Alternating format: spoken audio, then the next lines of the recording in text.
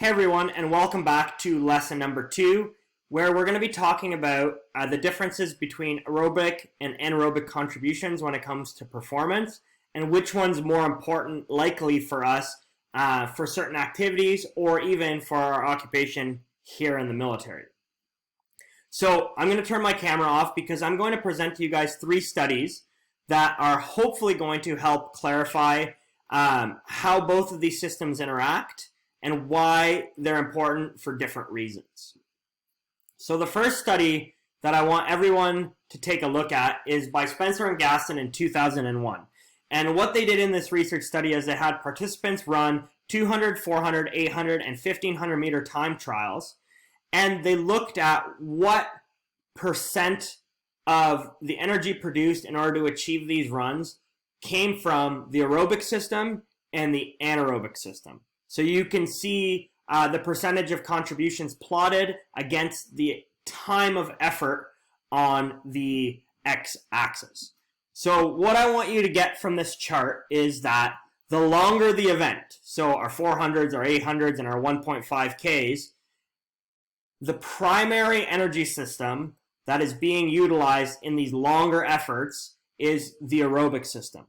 If we look at the shorter efforts, so anything below 20 seconds on this graph, the primary system being used is really the anaerobic system.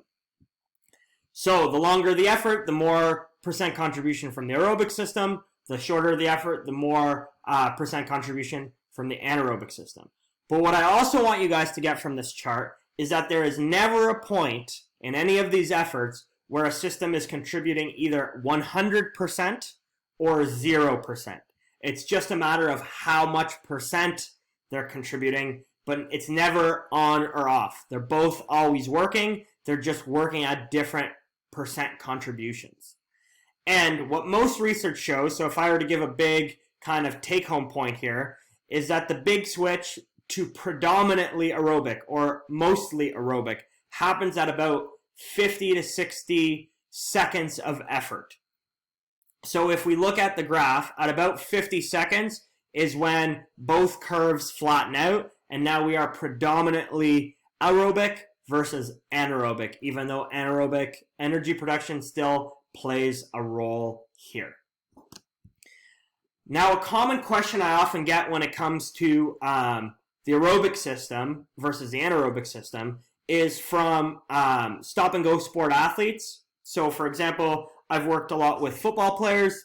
They'll say, well, I sprint for 3 to 4 seconds, and then I get back in the huddle, and within 30 seconds, I'm sprinting again for 3 to 4 seconds. So to me, that doesn't seem like I would need to focus most of my effort on aerobic systems work. I would need to focus more on anaerobic systems work because my work lasts less than 50 to 60 seconds, like we're mentioning on this slide.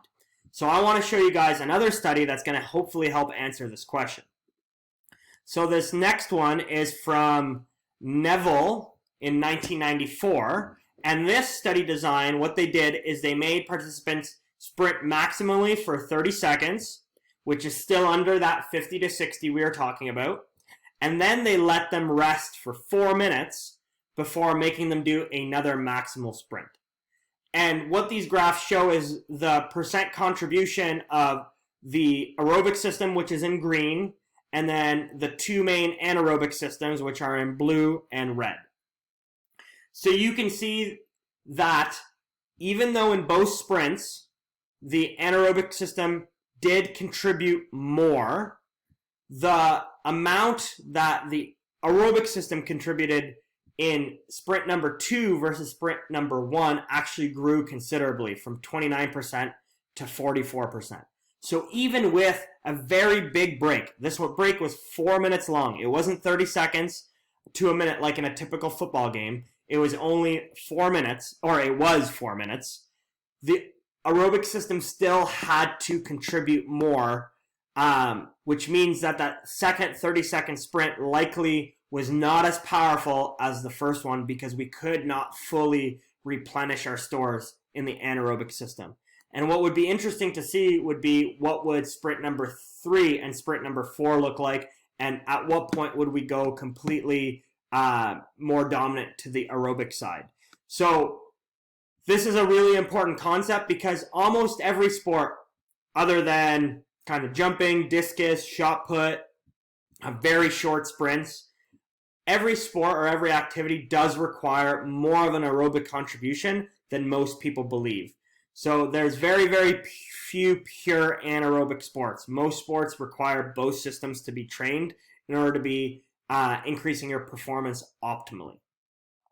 So the third study I want to show you guys is by Bundle and al.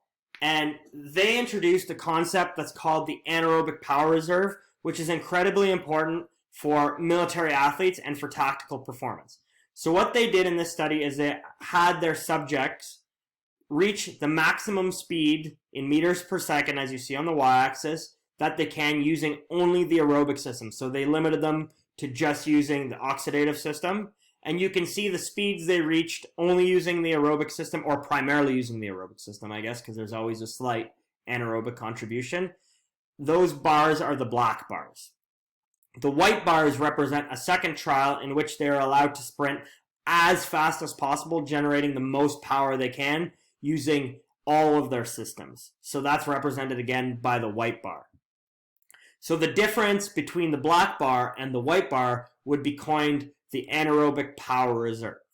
So our goal in the military would be to get as much of our energy from the aerobic system, knowing that it recovers faster and that it's more sustainable than from the anaerobic system. So in my next slide here, I drew a little diagram for you guys. For two soldiers, for a given task. So the dashed line at the top represents an expected work output on course. I did not quantify this. It could be watts, it could be pounds, it could be distance traveled. It does not matter. It's just an expected output. And soldier number 1 and soldier number 2 are capable of reaching this output. So they're both capable of the task. But you can see each soldier performs the tasks using a different percent contribution from the energy systems. So soldier number 1 uses almost an equal part aerobic and anaerobic, and soldier number 2 uses more aerobic than anaerobic in order to achieve the given task. So knowing what we know from the first diagram and knowing what we know from previous presentations, neither of these soldiers will be able to complete this task indefinitely or for a very, very long time, because it is above their abilities within the aerobic system. So if that dashed line was down in the red bars, then both soldiers would be able to perform the task for an indefinite amount of time. But since we're requiring an anaerobic contribution to reach just that minimum standard, this will not be a task that's able to be performed forever or for hours and hours and hours on end. So my question to you is, which of these two soldiers would be capable of completing this task for a longer period of time or more efficiently? And the answer to that question would be definitely soldier number 2, because they are using a higher proportion of their energy coming from the aerobic system, which is sustainable for a longer period of time, which we've shown in previous slides. So what this means to you as a tactical athlete or a military athlete is that the better your aerobic system, the better chance you have of reaching specific goals with less fatigue and better recovery. And what this means for you as RMC cadets is the better your aerobic system. So if it's the base of your pyramid and you really do spend time focusing on it, the better your decision making will be, because you will be able to complete harder and harder tasks with a larger portion of the energy being from the aerobic system rather than the anaerobic system. So you'll be able to sustain those tasks for longer periods of time. And we all know that on operations or deployments, sometimes you're out there for long periods of time, and you definitely need to be able to make sound decisions with the least amount of fatigue possible. So the aerobic system should be the base of your pyramid if you're a tactical athlete. The last diagram I want to show you guys is this one, which deals with not energy production like we dealt with in the last couple slides, but really energy efficiency. So just because you are more fit than someone, that does not mean you are more efficient than someone, and both of those concepts need to come into play if you want optimal performance.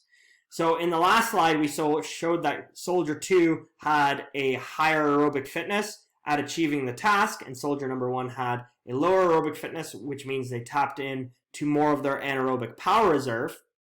But in this diagram, I can show you that Soldier number 2 constantly goes above the demand and then comes back down, and then above the demand and then comes back down, which means they're going to use more energy than they need to achieve the task because they're not as efficient as Soldier number 1. Soldier number 1 almost gives exactly the effort that's needed in order to conserve energy, and Soldier number 2 is constantly wasting energy by giving more than they need. So this concept is really important in, for example, things like running. So if you want to get better at running, you can't just improve your fitness on a rowing machine.